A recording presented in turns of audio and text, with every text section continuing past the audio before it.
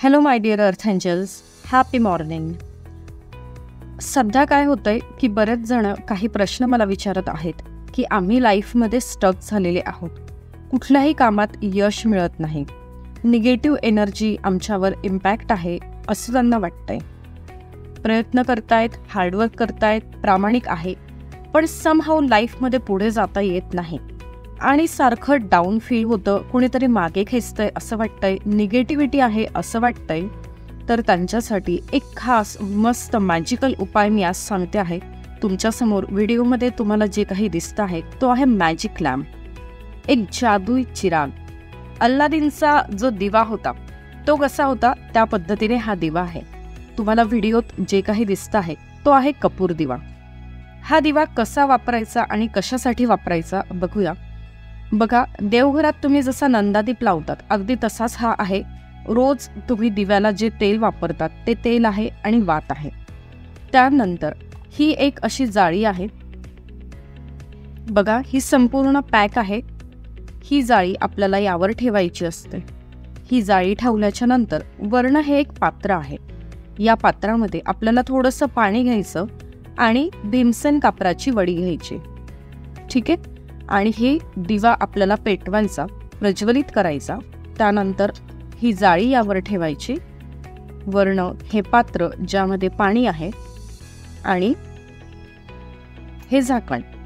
आता हा दिवा आपला असा तयार झाल्याच्या नंतर आपल्याला आपल्या देवाला प्रार्थना करायची आहे. इष्टदेव, कुलदेव, माता पिता, गुरुजन, आणि जर तुम्ही रेकी शक्तीला कनेक्टेड असाल, एंजल्सला कनेक्टेड असाल तर त्यांना सुद्धा प्रार्थना करायची आहे आणि तुमची इच्छा इथे व्यक्त करायची आहे, बोलायची आहे.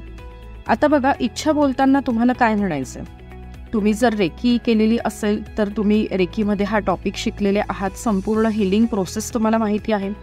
पण जरी तुम्ही रेकी केलेली नसेल तरी सुद्धा तुम्ही हा दिवा वापरून तुमच्या आयुष्यातले प्रॉब्लेम्स तुम्ही स्वतः मिटवू शकतात, थांबवू शकतात, कमी करू शकतात.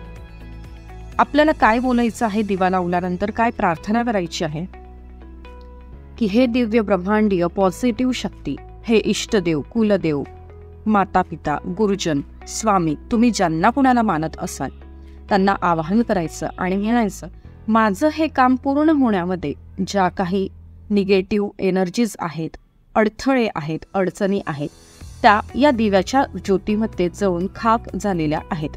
कायमस्वरूपी त्या अडचणी नष्ट झालेल्या आहेत असं आपल्याला म्हणायचं आहे.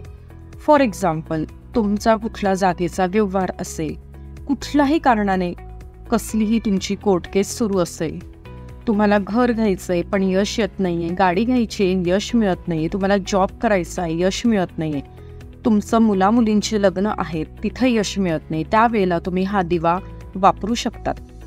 संकल्प करायचा आहे आणि म्हणायचं आहे की त्या पर्टिक्युलर कामामध्ये जी काही निगेटिव्ह एनर्जी आहे ते काम पूर्ण होऊ शकत नाहीये, ती सर्व निगेटिव्ह एनर्जी, ते सर्व अडथळे या दिव्याच्या ज्योतीमध्ये जाऊन खाक झालेले आहेत.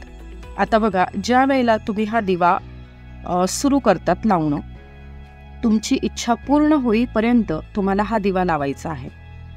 जर तुमच्या त्या कामात खरंच काही निगेटिव्ह अडचणी आहेत तर काय होतं की इथे काजळी येते, या भागाला काजळी लागते आणि काजळीचं प्रमाण हे भरपूर असतं जर निगेटिव्ह एनर्जी असेल. आणि डे बाय डे ती काजळी कमी कमी कमी होत जाते आणि ती कमी झाल्याच्या नंतर तुमची ती इच्छा पूर्ण होते, त्या कामातल्या अडचणी निघून जातात. जर खरंच तिथे काही निगेटिव्ह एनर्जी असेल तर होतं काय की त्या कापराचा सुगंध येण्याऐवजी त्या ठिकाणी घरामध्ये कुबट वास येतो आणि काजळी भरपूर प्रमाणात येते.